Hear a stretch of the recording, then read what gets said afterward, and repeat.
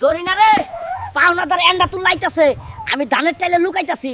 তুই বলবি আমার জামাই ঢাকা চলে গেছে, আমি ভাগতাছি। তোমার জামাই কত মালিক কই?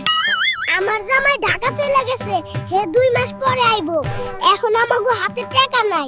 জরিনা রে, মাটির কাম করতে করতে কোমরে খুব ব্যথা করতেছে, আমার কোমরটা একটু মালিশ করে দে রে বউ। আচ্ছা গো কদমালির বাপ, চলো তোমার কোমরটা ঠিক করে দিমু। ভাবছিলাম 2টা বিয়া করমু, কিন্তু তোর মতো বউ থাকতে আমার আর কোনো বউ লাগবো না রে জরিনা। বিয়ার নাম মুখে নিও না গো। আরে পুলিশ বাবু, এভাবে মন খারাপ করে আসো কে? আর বলিস না, এই মাত্র হাত থেকে 10,000 টাকা ফালিয়ে গেল, হালারে ধরতে পারলাম না। 10,000 টাকা পালিয়ে গেল মানে? আরে বেটা একটা চোর বাটপার পালিয়ে গেছে। হেরে ধরতে পারলেই তো পকেটে 10,000 আসতো।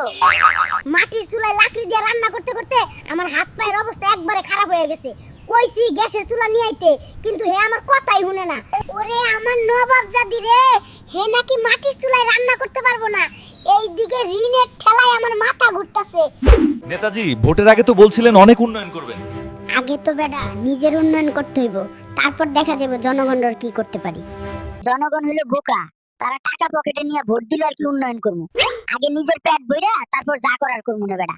তোর বাপের বাড়ি গেছিলাম, তারা আমার আলুর ভর্তা ডাল দিয়ে খাবার দিছে।